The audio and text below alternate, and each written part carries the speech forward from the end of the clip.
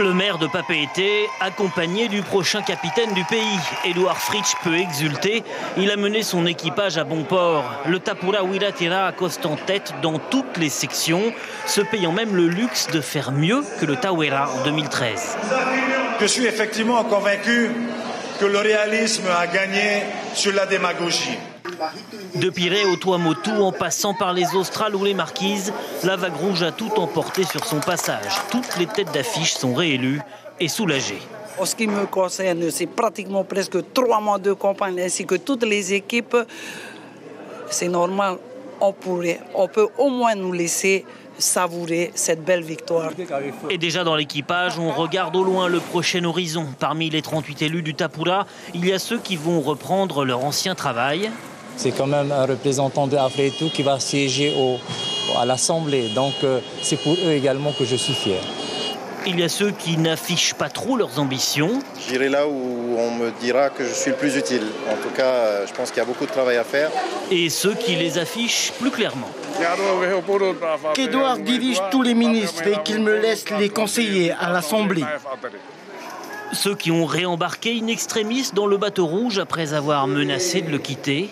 Vous aviez envoyé une lettre de démission. Aucun regret aujourd'hui sur la manière dont ça s'est fait? Si on avait accepté ma démission, je serais parti. Et puis il y a ceux qui ont choisi de profiter de l'instant sans se poser trop de questions. Pour le moment, on va peut-être apprécier déjà cette victoire, essayer de voir les résultats globaux et se mettre en place. Les municipales, c'est dans 2 ans. On verra plus tard, mais l'horizon est dégagé. La quasi-totalité des maires aujourd'hui sont embarqués avec Edouard Fritsch, avec 38 représentants à l'Assemblée. Les rouges sont à l'abri des vents contraires. Oui, juste après l'annonce des résultats, Edouard Fritsch a prononcé un discours. Les électeurs ont voté pour la paix et la stabilité, a-t-il déclaré. Le réalisme l'a emporté sur la démagogie et l'autonomie sur l'indépendance. Comment Edouard Fritsch envisage-t-il l'avenir maintenant qu'il va disposer d'une large majorité à l'Assemblée? Craint-il l'opposition et ses annonces de dépôt de plainte pour faire annuler les élections? Je vais tout de suite lui demander de me rejoindre sur ce plateau. Edouard Fritsch, bonsoir. Bonsoir, Natacha. C'est la première fois que vous êtes élu par les Polynésiens. Quel est le goût de la victoire? C'est de la responsabilité. Vous savez, bien sûr que nous sommes tous contents, nous sommes heureux d'avoir été élus pour cette nouvelle majorité. Et je remercie les électeurs et de la confiance de ces électeurs. Mais c'est aussi beaucoup de responsabilité parce qu'il faut réussir. Vous dites qu'on est tous contents. La différence aujourd'hui, c'est qu'une équipe a été élue. Voilà, c'est une équipe et je partage la victoire avec mon équipe. Selon vous, les Polynésiens ont voté pour l'autonomie, c'est ce que vous avez déclaré, donc contre l'indépendance. Que faites-vous des 31 357 électeurs qui ont voté pour le parti indépendantiste Tavini? Ils ne comptent pas, à vos yeux? Si, ils vont compter. Et je l'ai annoncé dès hier soir, je suis soucieux d'avoir une bonne opposition pour les 5 années à venir. Et je suis vraiment... J'apprécie que demain, je vais retrouver le Tavini Wiratira avec ses 8 représentants, le Tauera Wiratira avec ses 11 représentants. Et j'ai mis le vœu de pouvoir travailler ensemble, car des dossiers importants nous attendent. Et nous avons besoin de tout le monde pour réussir. Ce que je veux dire, c'est que vous êtes conscient qu'il y a des indépendantistes dans ce pays, en Polynésie française. Bien sûr qu'il y a des indépendantistes et je les respecte, vous le savez. Je me battrai pour que ce pays reste autonome, mais je respecterai ceux qui se battront pour l'indépendance. Edouard Fritsch, vous restez avec nous. Le parti de Gaston Flosse n'a pas réussi à convaincre comme il l'aurait souhaité. Le Tauera a gagné moins de 1000 voix entre les 2 tours. Il a perdu du terrain aux Australes. Gaston Flosse qui continue d'affirmer qu'Edouard Fritsch a acheté les voix des électeurs. Lucille Guichet, Théa Aounoa. Très légère progression du Tauera au 2e tour avec 27,7%, soit 37 591 voix. C'est 844 électeurs de plus qu'au premier tour. Lorsque le Tapura en gagne près de 13 000 et le Tavini 5 400, le parti orange semble atteindre ici les limites de son réservoir de voix. Mais Gaston Flosse n'est plus tout jeune aussi, il a 87 ans. Voilà, son avenir n'est plus tout à fait devant lui. En tête aux Australes au premier tour, le Tauera ne remporte plus aucune section au second. C'est à Rapa qu'il fait le meilleur score avec plus de 74% des votes. En tête dans 12 communes au premier tour, le parti orange ne se maintient que dans 7 au second. Et pourtant, il se prépare déjà pour les municipales. On a connu pire que ça. En 2000, le 377 en 2008 a été vraiment catastrophique pour le Tahoeraa. Non, pas du tout. Pas du tout. Vous savez, la force du Tahoeraa, c'est que lorsqu'elle est battue, lorsqu'elle est vraiment par terre, piétinée, elle a encore la force de se relever. Le groupe Tahoeraa passe ainsi de 14 à 11 représentants à l'Assemblée, dont 7 nouveaux visages, et chacun a son analyse. C'est pas une bonne nouvelle, parce qu'il y a eu beaucoup d'abstentionnistes qui se sont mobilisés, mais ils n'ont pas choisi le Tahoeraa, ça il faut le reconnaître. Le problème ici, c'est qu'il n'y a pas de travail. Pendant les élections, les procurations ont été payées 10 000 francs, donc ils ont acheté des gens. C'est malhonnête. Alors que nous sommes allés parler de notre programme avec la population. Le Tahoeraa annonce déjà entamer plusieurs recours en irrégularité contre cette élection et d'ici les municipales, il devra exister avec une petite opposition à l'Assemblée. Et le Taveuni a, lui, gagné 4500 voix entre les deux tours, preuve que les indépendantistes se sont davantage déplacés. Mais le parti d'Oscar Temalu reste troisième. 31 357 électeurs, je vous le disais, ont fait confiance aux Bleus. Nicolas Suir, Mirko Vanfo. 23,11% des voix remportées par le parti indépendantiste. Cela représente plus de 31 000 suffrages. Ce score amène le Taveuni à la 3e place. Oscar Temaru espérait mieux, bien évidemment, mais il est satisfait d'avoir collecté 4 500 voix de plus qu'au premier tour. On attend toujours plus, mais on ne peut qu'être satisfait de ces résultats. C'est le travail, c'est le résultat, je dirais, la confiance que nous avons dans notre programme, le travail du cœur contre toute forme de trahison, de complicité, de clientélisme que nous avons vécu pendant plusieurs mois. Les Bleus ont amélioré leur score un peu partout en Polynésie française. Plus 3 points par rapport au premier tour sur l'ensemble du territoire. Plus 3 points sur chacune des 3 sections de Tahiti. Plus 1 point aux îles sous le vent, plus 2 points aux Australes et aux Tuamotu de l'Ouest. Par contre, les indépendantistes reculent d'1 point aux Marquises et aux Tuamotu de l'Est. Dans l'ensemble, l'appel à la mobilisation du leader indépendantiste a été entendu. Très satisfait parce qu'on a bien entendu fait beaucoup de terrain entre les deux tours. Et la joie est à notre compte parce que la partie adverse qui est arrivée en tête avait misé pour avoir 3000 voix lors de ce second tour, qui sont les voix normalement que le Tawana a sur Paia. Il ne faut pas oublier qu'il est tête de liste Tapura et mon tête de liste du Taveuni. Et donc il n'a pas pu atteindre son quota de 3000 voix, il est tombé à 2009 et nous on est remonté à 1700. Le Taveuni occupe 8 des 57 sièges à l'Assemblée de Polynésie. Mais il a collecté 9000 voix de moins qu'il y a 5 ans. Ainsi, le parti indépendantiste perd 3 sièges par rapport aux élections territoriales de 2013. Edouard Fritsch, au Taveuni, comme au Tahoeraa, on vous accuse, on l'a entendu, d'avoir été élu malhonnêtement. Gaston Floss a même déclaré à l'issue du second tour que les caisses du pays étaient vides parce qu'elles auraient servi à acheter les électeurs. Le président du Tahoeraa qui a affirmé qu'il allait porter plainte. C'est gênant, ces soupçons de clientélisme pour vous ? D'abord, c'est gênant de voir les gens utiliser n'importe quel moyen pour essayer de détruire. Rappelez-vous que je crois que c'était 15 jours avant et ici même, ce même personnage annonçait que les caisses du pays étaient bien portantes, qu'on avait fait des recettes importantes, que Edouard a mal suggéré l'argent du pays, on ne faisait pas suffisamment de dépenses d'investissement. Donc tout est bon pour donner une mauvaise image du Tahoeraa. Après une première défaite, parce que tout cela, toute cette boue a été déversée entre le 22 avril et le 6 mai. Après le 22 avril, j'ai été accusé de ne rien faire pour ceux qui souffrent dans ce pays. Je les aide avec des CAE, je les aide avec des logements, parce que le problème du logement est un problème important. Aujourd'hui, on me dit, mais non, c'était pour soudoyer les populations. C'est méprisant pour les populations d'être traitées comme cela. À cause d'un CAE, on va changer son vote, on devient autonomiste alors qu'on est indépendantiste. Moi, je trouve que c'est méprisant, c'est du mépris pour la population. Et je m'inscris en compte. Et puis, je tiens à vous affirmer ce soir que je n'utilise pas ce genre de moyens. Je n'utilise pas les fonds publics pour faire ma politique. Surtout pendant la campagne électorale. Et surtout pendant la campagne électorale. Même au-delà de la campagne électorale. La campagne électorale, c'est un moment de vérité. C'est pas un moment où on essaie de soudoyer les gens. C'est un moment de vérité. Oscar Temaru a affirmé de son côté que le Tapura, vous le savez, était un refuge pour les politiciens corrompus. Est-ce que cela vous dérange d'avoir dans votre équipe 10 personnes condamnées? Avec vous, cela fait 11. Et est-ce que cela n'entachera pas, surtout, c'est ça la question de fond, est-ce que cela n'empêchera pas la politique que vous mettrez en place, aussi bonne soit-elle d'ailleurs, d'être crédible? Non, je ne crois pas. Bon, d'abord, il faut bien analyser les cas. Chaque cas est un cas particulier. Nous ne sommes pas tous des condamnés. Vous savez très bien, pour ce qui me concerne, par exemple, j'ai été condamné pour avoir aidé la radio du Tahoeira Huiratira. Pour prise illégale d'intérêt en 2016. Oui, parce que j'ai aidé la radio du Tahoeira Huiratira. Donc, il faut aussi regarder les raisons. Je vais être condamné dans quelques temps parce que j'ai donné de l'eau à Erima pour le président Gaston Floss. Alors, il faut faire attention. Moi, je veux autour de moi des gens qui ont de la bonne volonté, des gens qui soient effectivement de bons gestionnaires.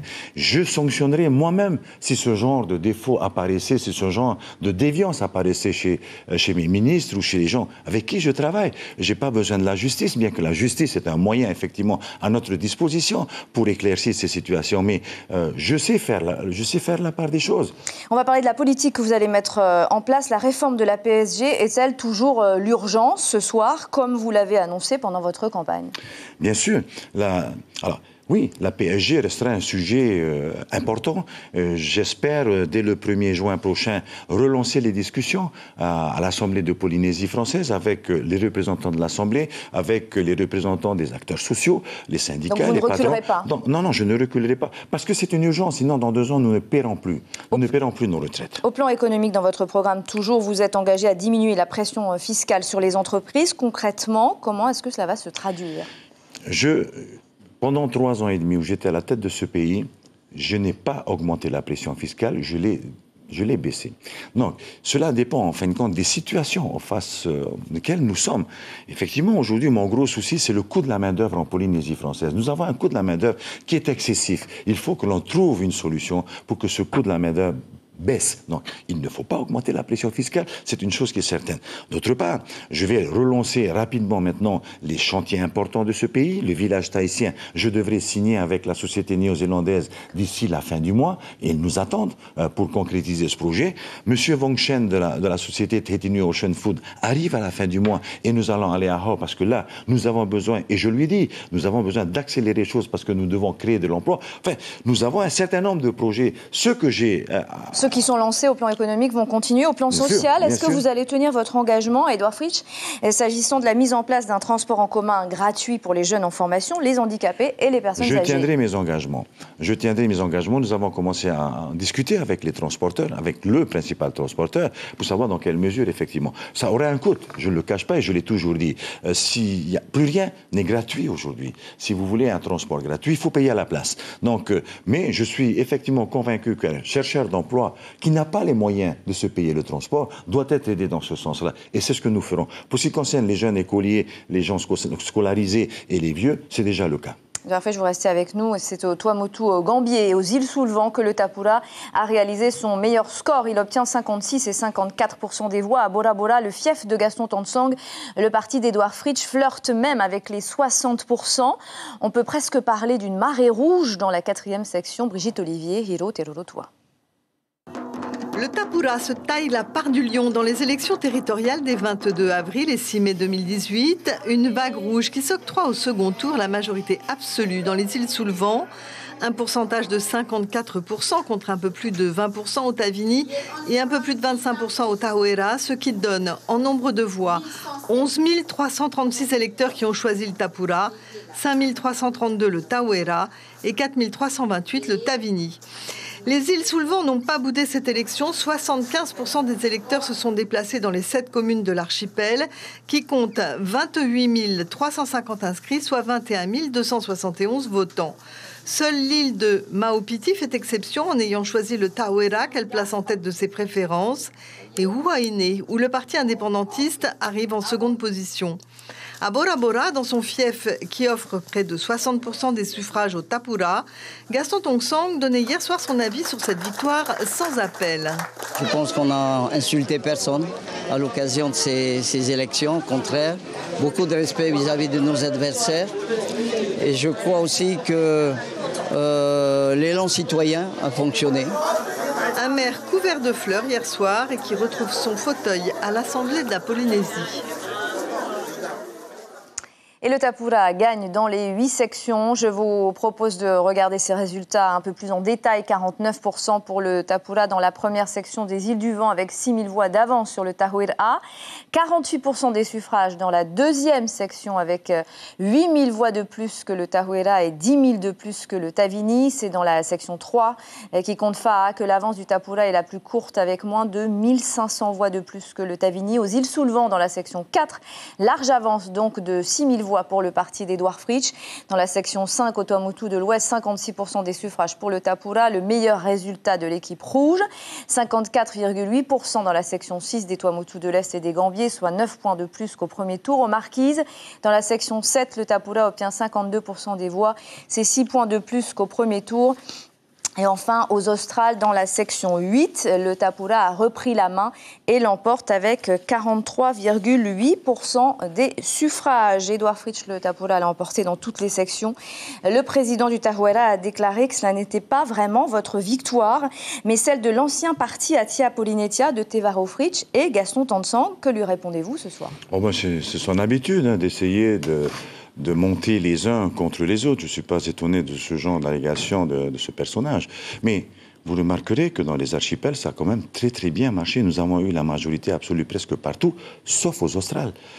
C'est un score formidable. Ceci veut dire quoi? Ça veut dire que effectivement l'action du Tapura Wiratira dans les îles, parce que vous avez bien compris que je ne peux pas aller avec un Faria MTR entre les mains pour aller. Ça veut dire que l'action du Tapura Wiratira est une action qui est appréciée. La stabilité du pays, la paix dans ce pays aujourd'hui est approuvée par plus de la moitié des populations de nos îles. Le taux de participation n'atteint toujours pas, vous le savez, les 70%, mais les électeurs qui sont venus voter au second tour ont donné leur voix au Tapura en majorité et au Tavini aussi. La tentative d'alliance entre le Tavini et le Tahuera ne semble donc pas avoir découragé les électeurs indépendantistes. Mais les électeurs indépendantistes savent bien que ce n'est pas Oscar Temaru qui est allé voir Gaston, mais Gaston qui est venu voir Oscar Temaru. Ils savent bien qu'Oscar Temaru est constant dans sa politique. Donc je ne suis pas étonné qu'il ait récupéré ce qu'il a pris au second tour. C'est l'évolution normale. Ce qu'il faut simplement, et vous l'avez dit, ce qu'il faut simplement constater, c'est que le score du Tavini a quand même beaucoup baissé depuis 2013. Vous allez encore analyser les résultats. Les élections municipales, c'est demain. Est-ce que vous avez déjà envisagé de vous retrouver face à Gaston Floss qui pourrait briguer la mairie de Pirée dans 2 ans? Chaque chose en son temps. Je ne suis pas aussi pressé que lui, mon âge me le permet, peut-être pas lui, mais je ne suis pas pressé. Je crois qu'il faut effectivement se mettre au travail. Pour ce qui me concerne aujourd'hui, pour ce qui concerne les prochaines municipales, je verrai, ma charge de travail risque effectivement de m'éloigner de la commune de Pirée. Ma charge de travail d'aujourd'hui et de demain. Donc, je ne suis pas préoccupé. Vous savez, quand je l'ai vu arriver à la commune de Pirée, puisqu'il est venu soutenir les électeurs Tahuera à Pirée, ça m'a fait beaucoup, beaucoup de plaisir. J'ai eu chaud au cœur de le revoir parmi nous. Edouard Fritsch, vous restez avec nous sur ce plateau avec la prime majoritaire et les 19 sièges supplémentaires attribués aux gagnants, comme le définit la loi organique de 2011. L'Assemblée de Polynésie aura donc un nouveau visage. 38 sièges pour le Tapura, 11 pour le Tahuera et 8 pour le Tavini. Une majorité confortable pour le gouvernement d'Edouard Fritsch. Mais s'il va y avoir des changements dans la répartition des sièges, les visages, eux aussi, vont changer. Moetai Broderson arrive dans les rangs du Tavini et l'ex-syndicaliste Angelo Frebo dans ceux du Tahuera, quand Sandra Lévy-Agami quitte l'hémicycle. On fait le point tout de suite avec Mario Leroy et Jérôme Lee. C'est l'un des plus fidèles lieutenants d'Oscar Temaru et pilier Tavini de l'Assemblée de Polynésie qui ne siégera pas. Élu depuis 18 ans, Vitan Mamatoahiautapu, tête de liste bleue des Tuamotu de l'Ouest, ne retrouve pas son siège. C'est la décision de la population. Hein. On doit se soumettre à son verdict. Hein. Et deux, bon, je peux dire que pendant tout le temps que j'ai siégé à l'Assemblée, je n'ai jamais entendu des élus des Tuamotu prendre la parole pour essayer de défendre notre archipel des Tuamotu. Des anciens représentants Tahuera ne reviendront pas non plus place Tarahoy, comme Sandra Levi-Agami ou Jean Temauri. Mais de nouveaux représentants orange font leur apparition. Angelo Frebo, Veitea Legaïc, James O ou encore Étienne Tehamoana, maire de Hivaoa. Au Tapura, 5 nouveaux arrivants et la liste va certainement s'allonger après la composition du gouvernement. Le maire de Makemo, Félix Tokorangi, et Tepura Rouri Teritai, élu communal de Paea, sont de cela. J'ai bien l'intention de m'investir dans les dossiers, de participer aux différentes commissions, à la rédaction des lois de pays qui régissent notre pays, au budget. Et j'ai surtout pas l'intention non plus de délaisser ma commune, parce qu'avant tout, je reste une élue communale. Et pour moi, c'est important de rester aussi au cœur de sa commune. Donc je vais jongler, si je peux dire ça comme ça, entre l'Assemblée et la commune. Mais il y a également le retour à l'Assemblée pour plusieurs Tavana. Thomas Moutam, Marcelin Lissan, Teina Mareura et Benoît Kautei au Tapura, Fernand Tahiata et Sylviane Teroatea au Tahuera. Édouard Fritsch, parlait de la politique que vous alliez mettre en place à l'instant. Vous avez déclaré que vous alliez tout de suite vous mettre au travail. Avec qui? La même équipe gouvernementale? Une grande partie de cette même équipe, parce qu'effectivement, nous avons été sanctionnés positivement à cause du travail qui a été fait par cette équipe, comme à l'Assemblée d'ailleurs aussi. Nous avions une bonne majorité. Une majorité et une équipe au gouvernement qui était soudée. Je crois que c'est important, une équipe qui était cohérente. Ça veut dire qu'il faut quand même qu'on s'attende à quelques changements au gouvernement. Oui, et puis des compléments. N'oubliez pas que nous sommes en modèle réduit. Nous ne sommes que 9 et nous pouvons monter jusqu'à 12. Mon souci étant surtout d'accorder plus de place à la femme au niveau de ce gouvernement. Et donc, effectivement, les nouveaux visages seront plus féminins. Vous avez déjà arrêté votre choix concernant le futur président de l'Assemblée, on l'imagine. Est-ce que cela pourrait être Tevaro Fritsch, l'ex-président, ou une femme, l'ex-ministre du Tourisme, Nicole Bouteau? Non, et là, je m'inscris en faux à ce que disait Jacques Greff, parce qu'en fin de compte, ce n'est pas à moi. Ce n'est pas moi qui vais décider. Nous le déciderons ensemble. Je réunis le groupe dès demain matin. Et puis, nous prendrons la décision mardi de la semaine prochaine, avant la séance de jeudi. Vous avez déjà annoncé que vous allez ouvrir la porte à l'opposition dans les commissions à l'Assemblée. Cette campagne politique a été violente. Comment est-ce qu'on fait pour travailler ensuite avec des représentants qui pensent que le Tapura est un parti corrompu, un parti de tricheurs? On verra. On verra. Ce qu'il y a, c'est que hier soir, j'ai fait appel à l'opposition. J'ai fait appel à tous les élus qui viennent nous rejoindre pour travailler ensemble.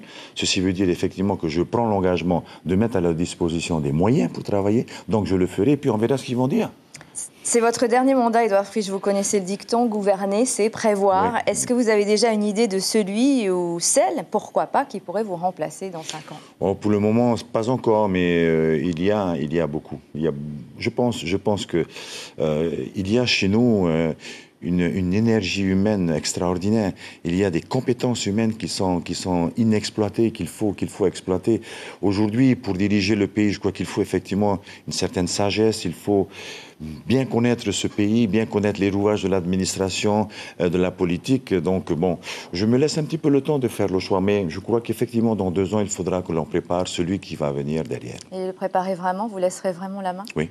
Merci beaucoup, Édouard Fritsch, d'avoir répondu à nos questions ce soir. C'est moi qui vous remercie. Et c'est donc la semaine prochaine que l'on connaîtra le nom du nouveau président de l'Assemblée de Polynésie qui va succéder à Marcel Touihani. Réponse le 17 mai et le lendemain, le 18, place à l'élection du président du pays, Stéphane Ratinou. Premier rendez-vous, ce sera le 17 mai. L'Assemblée de la Polynésie française accueillera ses nouveaux élus. Leur mission, choisir un successeur à Marcel Touihani. Pour présider l'Assemblée, pas de nom vraiment mis en avant. Une évidence toutefois, le choix de cette personnalité sera le fait d'Édouard Fritsch. La concordance doit être totale entre le pouvoir législatif, celui qui fait les lois, et le pouvoir exécutif, celui qui dirige. L'exécutif, donc la présidence du pays, ce sera le 18 mai. L'Assemblée votera pour un président, Édouard Fritsch évidemment. Le futur président aura 5 jours, soit le 23 mai, pour présenter la liste de son gouvernement. Sa majorité est large et ce gouvernement aura donc les mains libres pour mettre en œuvre la totalité de son programme.